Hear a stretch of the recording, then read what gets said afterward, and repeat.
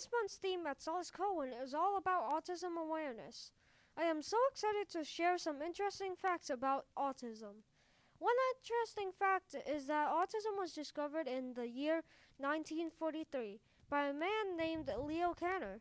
He was a psychiatrist and social activist. Over to you, Brian. Hi, my name is Brian, and I'm so excited to be joining Vincent and Broadcast Club. Today, I'm here to talk about the Autism Awareness Month interview. We interviewed Miss Diamantis, our Special Education Compliance Manager, and Miss Bombach, a special education teacher here at our school. So to start, the first question was, what is autism?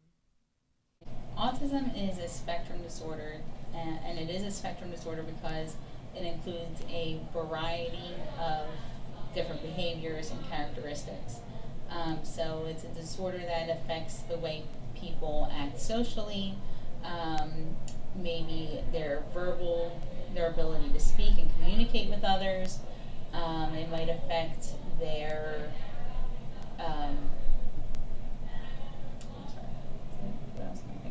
sensory processing, so they might be a little sensitive to light and to sound and to some touches and tastes and smells. So it affects them in all different ways, but it's so broad because somebody can have a very mild case of autism and somebody can have a severe case of autism. So it can go through a whole. The second question was, can autistic people have a normal life? Absolutely. Yeah, absolutely. I think that it's really important that in school we do a lot of teaching about how to work and navigate in your daily life. We work on a lot of things like how to say hello to somebody that we might not know, and we learn a lot of the same things that you guys are learning in school, just in different ways so that they can have a normal life. The third question of the interview was, what do autistic people feel and how do they express themselves?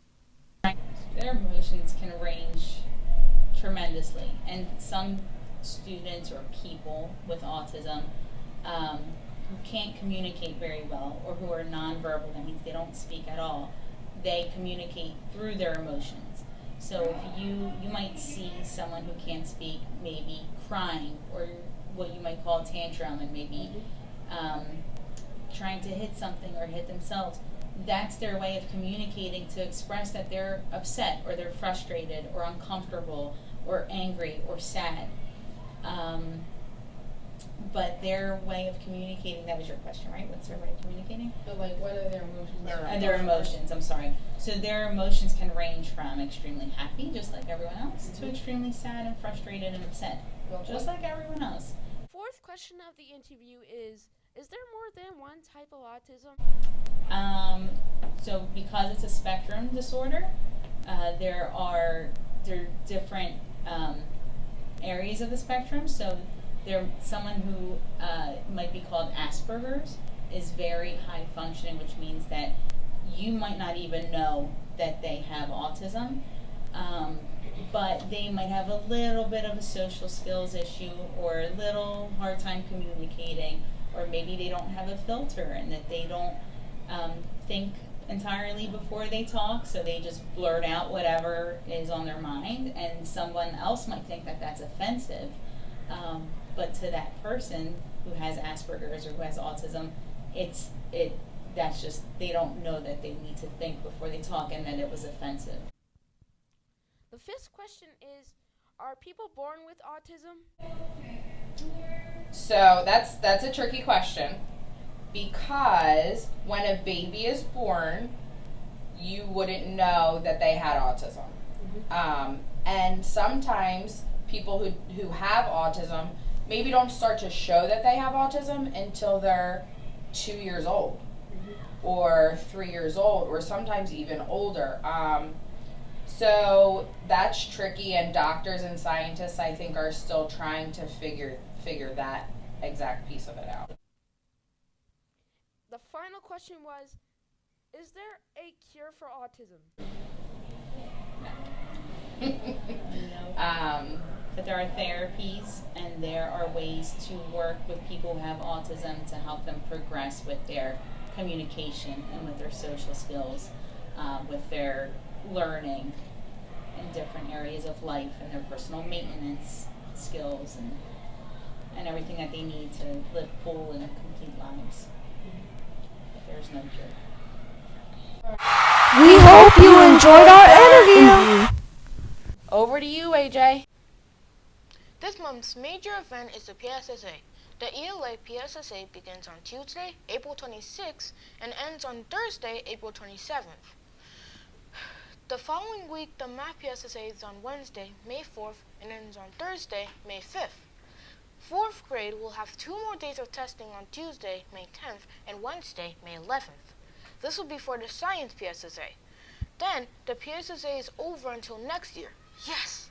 Here are some more tips to help you prepare. Remember, no technology is permitted the day of testing. This includes phones, laptops, and smartwatches. Teachers, this also includes you. Be sure to pay attention to your daily lessons. They will help you on the test. Get enough sleep the night before so you can wake up good and early. 4. Eat your breakfast at home or come to school early for breakfast. There will be no breaks during the PSSA. Finally, remember to relax. Take a deep breath and make sure that nobody is running behind you.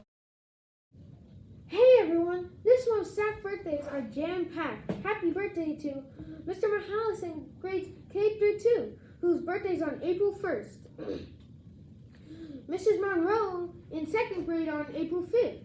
Mrs. Nolan, our school dean, on April 12th. Mrs. Anderson in 2nd grade on April 14th. Mr. Binkley in 4th grade on April 16th. Mrs. Boyce in 5th grade on April 22nd. Mrs. Nolan in 3rd grade and Mrs. Carrion in kindergarten on April 23rd. Mrs. White in 3rd grade and Mrs. Sorting in 4th and 5th grade on April 24th.